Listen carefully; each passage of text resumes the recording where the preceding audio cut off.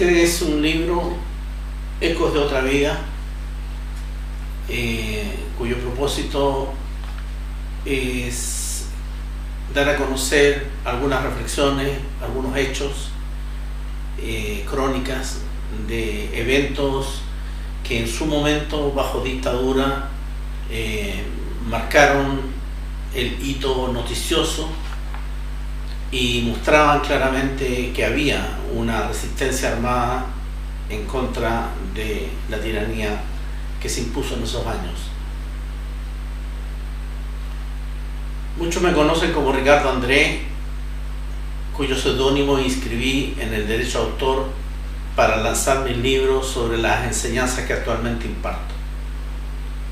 Soy Ricardo Andrés Urrutia Vargas, pero en años atrás, en otra vida, entre el año 71 hasta el inicio del año 90 prácticamente, mi nombre era o fui conocido como Camilo, y edité varios libros, publiqué ensayos, cuentos, artículos políticos bajo el nombre de Camilo Maturana. Tengo una vida militante. Mi vida, como ya lo he dicho en otros videos, tiene una división clara y nítida. En este caso, 1968, ingreso a la Juventud Comunista en medio de un paro nacional de profesores, quizás el más largo de la historia de la lucha de los maestros en este país. Ocupación de liceos, de escuelas, ollas comunes, manifestaciones fuertemente reprimidas. En ese contexto yo ingreso a la Juventud Comunista. Tenía 14 años. Posteriormente milito hasta el año 71, exactamente junio del 71, e ingreso al mes posterior, en julio, al Movimiento Izquierda Revolucionaria MIR. En el libro hablo de esos episodios, por eso no me voy a explayar ahora. Estoy contando un poco el contenido del libro. Cuento un poco cómo fue mi vida al inicio, qué me influenció. Por ejemplo, queda en evidencia de que hubo dos temas que rodearon mi entorno social y familiar. Uno era la política y el otro era la religión. Y estos dos aspectos, con gente del Partido Comunista o Socialista y mi familia materna, entre ellos con tíos curas y una abuela absolutamente militante de la Iglesia Católica. Esas dos realidades, más mi vida personal, que en parte cuento acá en este libro, me llevan en el año 68 a tomar ciertas determinaciones que consideré importantes, que era ingresar a la Juventud Comunista. Fui dirigente en la FECES de aquel entonces, representando el liceo número 1 mixto, que hoy día se llama Confederación Suiza, ubicado en 10 de julio, cerca de Lira. Mi ingreso al MIR en el año 71, después de la ruptura con el Partido Comunista, me aporta muchos otros elementos, y es ahí donde nace Camilo, porque el MIR tenía por política interna no conocerse por los nombres legales, aunque si tú estudiabas en la misma universidad o trabajabas en la misma fábrica te conocías legalmente, al menos el nombre. Pero si eso no era obligación, o en la medida de lo posible, había que funcionar con chapas, es decir, nombres políticos. Y mi nombre fue Camilo.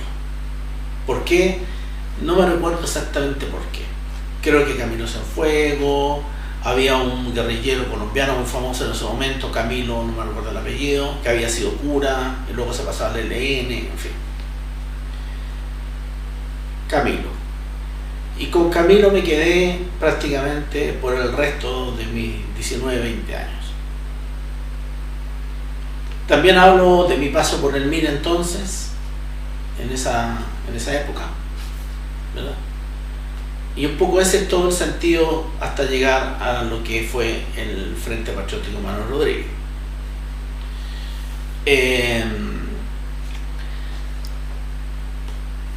¿Por qué Camilo? Como decía antes, yo nunca tuve una razón específica por haber sido Carlos, Manuel, Diego. El tema que en ese momento, como te comentaba, Camilo era un nombre de un guerrillero colombiano, que no me recuerdo el apellido en este momento. Luego, en la historia de la Revolución Cubana, había una figura mítica que a los jóvenes entonces nos fascinaba, a momentos incluso más que el Che, y era Camilo Cienfuegos. Yo creo que esos fueron los motivos, por lo que yo me recuerdo, el nombre Camilo. Maturana surge muchos años después, cuando publico mi primer libro de poesía en Italia, y mi editor y amigo me pregunta: no puedo publicar solo Camilo, ¿Camilo qué? Y entonces tomo el apellido de una familia que también cuento en este libro, tuvo un rol importante en mi vida, y que es una familia comunista que tiene 2 hijos desaparecidos, uno exiliado en México y cuyos obviamente padres ya están fallecidos ambos.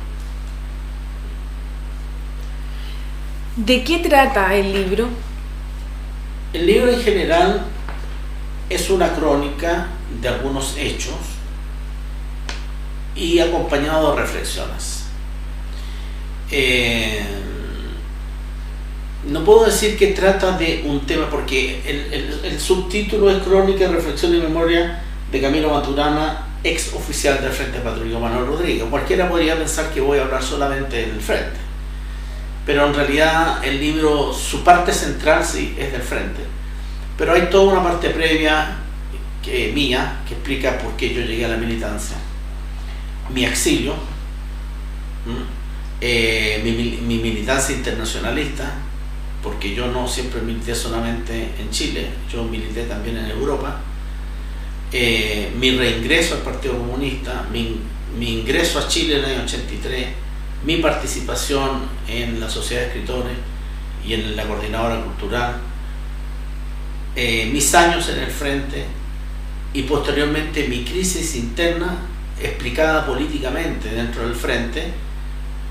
Y entonces lo central prácticamente es un intento de dar un contexto a una vida militante que puede ser representación de muchos en mi generación, porque yo creo que muchos de mi generación, nacido después de la Guerra Fría, en medio de esas contradicciones enormes que se vivían en esos años, del 68 para adelante, seguramente han tenido, si no igual, parecidas vivencias a las que yo tuve. Ricardo, cuéntenos cuáles serían las partes principales del libro. A ver, yo creo que cada capítulo tiene como una connotación principal, pero lo central, que yo sé que lo dice el título, por lo tanto lo central que va a buscar cualquier persona que lea el libro es lo referente a un capítulo que se llama El Frente por Dentro. ¿Por qué? Porque en una pequeña indagación de lo que se puede acceder a través de internet, y también yendo a visitar algunos periódicos antiguos en la Biblioteca Nacional, lo que se conoce del Frente es lo que se ha publicitado por sus operaciones, por algunos hechos. Entonces queda en la idea colectiva. El Frente es el escape en helicóptero de algunos combatientes de la cárcel pública. El Frente es el atentado a Pinochet, ¿verdad? El Frente es un grupo de personas que eran el brazo armado del Partido Comunista y que para algunos hicieron terrorismo y para otros fueron los héroes del momento. Pero una visión realista, humana del Frente mirado desde adentro, en base a algunos episodios que en su momento fueron importantes y que quizás hoy día nadie se recuerda. Seguramente algún periodista sí se recuerda, o personas que vivieron esos años sí lo tienen presente, como por ejemplo el caso de Tatiana Fariña, una muchacha de 17 años, muy jovencita, que muere en un atentado en una de las municipalidades, Conchalí Prado. Ese hecho en su momento marcó las primeras páginas y hubo mucha noticia sobre eso y mucha especulación también. Y quedó en la nebulosa si esto fue un atentado de la CNI en donde muere esta jovencita y salen heridas otras personas y muere también una funcionaria municipal, o fue un acto irracional del frente. Bueno, lo que yo redacto, porque yo soy una de las personas que participa en la planificación de esos operativos, y doy a conocer los detalles de la polémica anterior a la colocación de esos artefactos, que es todo un hecho del frente aquí, y eso el libro lo pone bien claro. Es decir, todo esto fue un acto del frente que salió mal, pero no salió mal porque simplemente nos equivocamos. Salió mal porque habían un aprendizaje y habían ciertas falencias de parte nuestra en ese tiempo, estoy hablando del año inicio 85, porque no se comprendía muy bien cómo debían actuar o cómo debíamos formar a los militantes nuevos que no tenían ninguna experiencia en guerra en Nicaragua ni en El Salvador, ni habían pasado por ninguna escuela internacionalista, que eran militantes de aquí y ahora, que luchaban contra la dictadura con mucha voluntad, pero que no tenían ningún conocimiento militar, en comparación a muchos de los que éramos jefes o oficiales que teníamos escuela militar y que teníamos experiencia.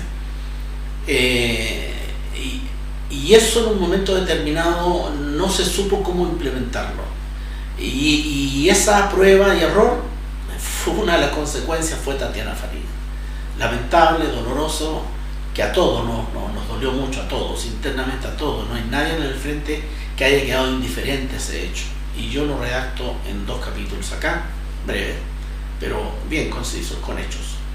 Eso, por ejemplo, es un acto central, y hay otros que seguramente hay 2 que ocupan capítulos, que ocupan más espacio y que están muy detallados, que es el plan de la sublevación para septiembre del 86, que nosotros internamente le llamamos la toma de Santiago, y en donde tuve un rol, creo que preponderante, en el desarrollo de esa planificación insurreccional. Y particularmente el combate que se dio en Hormida el día 4 de septiembre, que muestra muchas cosas. Esos 2 episodios creo que son la parte central así medular del libro. Teniendo en cuenta la situación de hoy en Chile, ¿sería válida una organización y una salida como entonces planteó el Frente en los años bajo dictadura?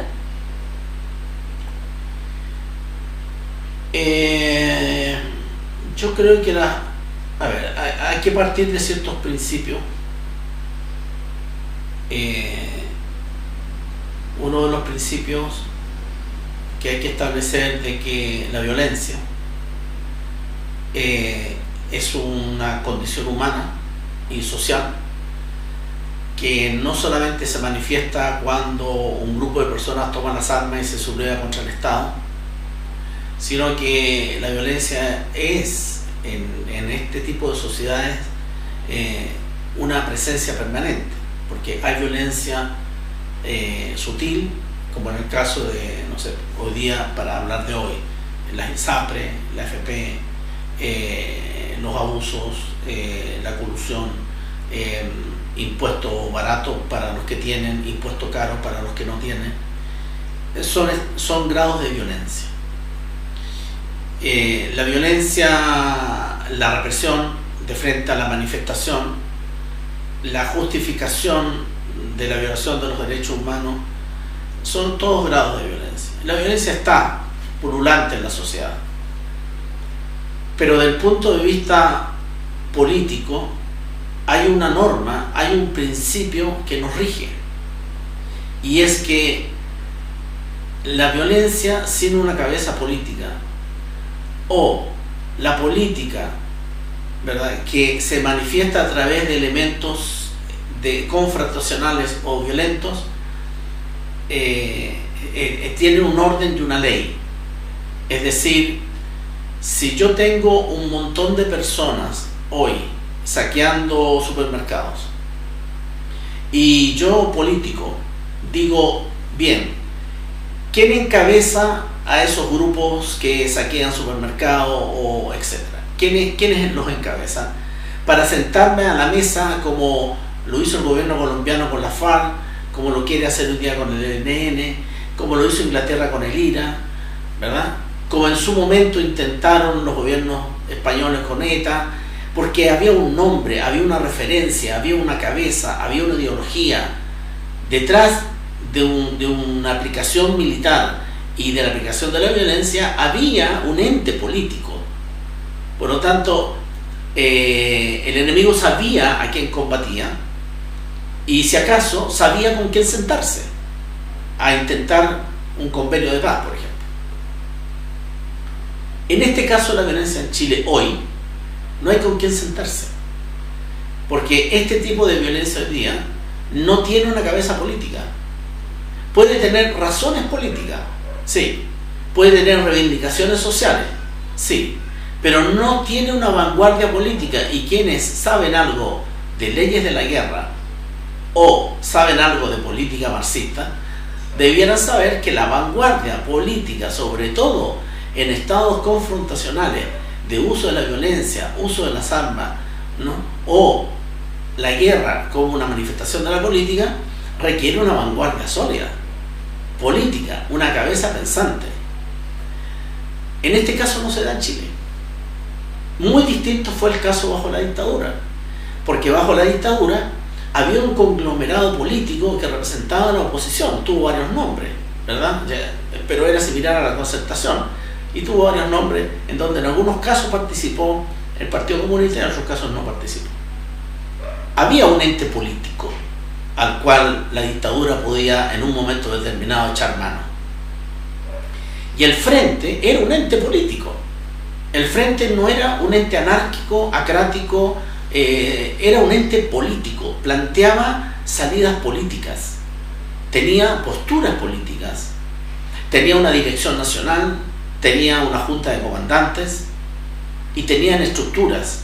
Por lo tanto, si el comandante decía lanzamos la campaña tanto, todas las estructuras se preparaban para lanzar la campaña tanto.